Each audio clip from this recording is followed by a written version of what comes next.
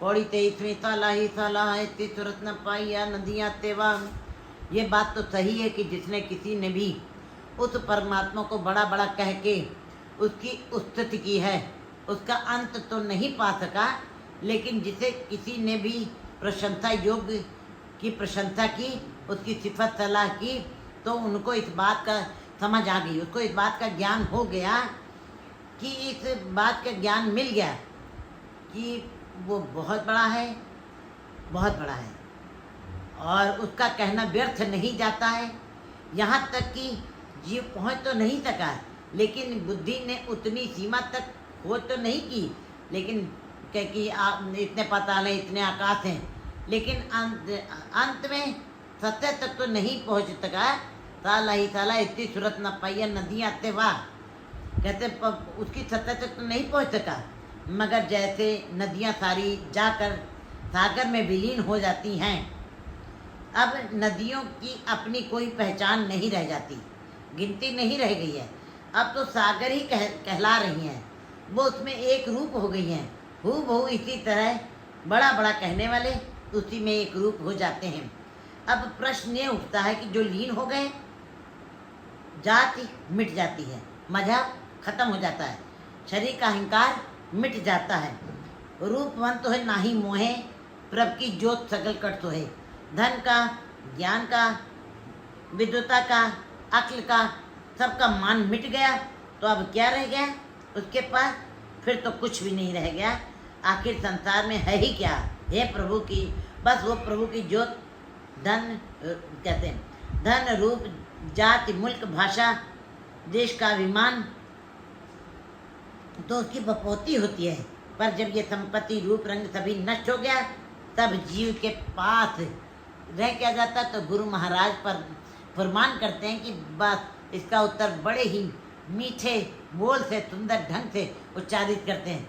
समुद्र सा सुल्तान, गुरु जी कह रहे हैं कि मान लीजिए कि वो व्यक्ति संसार में इतना बड़ा धनाढ्य हो जाए कि जितना धरती पर समुद्र का पानी हो, इतना धनी कि धरती के तीनों तरफ समुद्र ही समुद्र हैं। धरती में उतना पानी है, तो धरती जितना पानी है उतना धनवा, उतना ही धन हो जाए, उतनी ही दौलत हो जाए, उतने ही हीरे मोती हो जाए। केवल एक छोटा सा टुकड़ा है धरती, बाकी तो सारे समुद्र ही पानी पानी। पूरी धरती में जितना समुद्र का पानी है, मनुष्य के पास उतना ही धन हो जाए। समुद्र सा सुल्तान।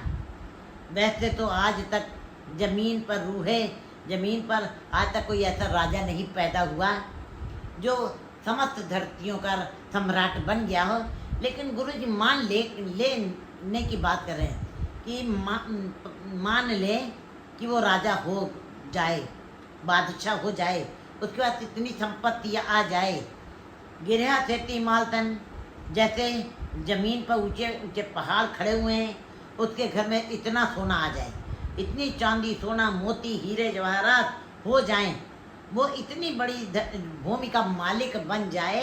साहब कहते हैं कीड़ी तुलना होने जे तिस मन हो न वितरे।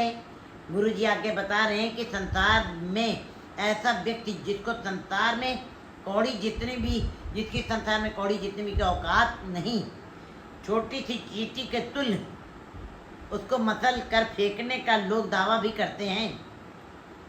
गुरु जी बता रहे हैं कि जो कीड़ी तुल न होनी जे तिस मनो न वितरे, जिसके मन से परमात्मा का नाम नहीं बिसरता, नहीं भूलता, अंदर से नहीं खत्म होता, तो कहते हैं उसकी तुलना कैसे बता रहे हैं? गुरु जी बता रहे हैं, गुरु जी बता रहे हैं कि संसार में ऐसा व्यक्ति जिसको संसार में कौड़ी जितनी भी औकात नहीं, उसकी कोई मान सम्मान नहीं मिलता, छोटी सी चींटी का तुल्य उसको मसल करके फेंकने का लोग दावा भी करते हैं। लेकिन अगर जो सारे कीड़े मकोड़ों में से चींटी सबसे छोटी है, तुच्छ है, जीव आकार में छोटी है, इस तरह कोई बंदा जिसको समाज देखना भी नहीं चाहता, जिसकी तरफ मान सम्मान भी उसको नहीं देना चाहता, उसकी जात भी ऊंची नहीं है जिसका वो मान कर सके, और उसके पास बिल्कुल कुछ नहीं है, हर तरफ से वो कंगाल ही कंगाल है। सामाजिक, धार्मिक, राजनीतिक सारे क्षेत्रों में उसके पास कुछ भी ना हो, लेकिन इस तरह उसके पास कुछ भी कोई साधन भी ना हो, धन दौलत रंग रूप मित्र रिश्तेदार भी ना हो। एक चित्रात्मकता पेश की है उन्होंने, उस दरिद्रता का चित्र जैसे खींच दिया है। कहता बत्ता टूटी चुमपड़ी चीर सब छिन्ना, जात न पात न आद्रो उद्यान प्रमिन्ना, राजा सगली सृष्टि का हर नाम मन पिन्ना।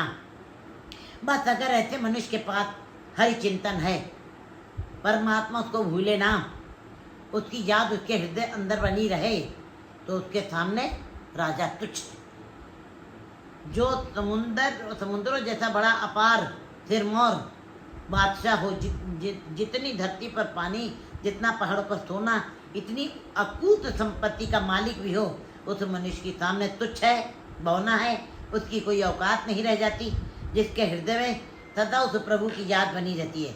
गुरु जी स्पष्ट कर रहे हैं कि चींटी के समान भी किसी की हस्ती है, अगर प्रभु का नाम याद में बना हुआ है तो सारी सृष्टि का मालिक भी उसके सामने तुच्छ है, तुच्छ है।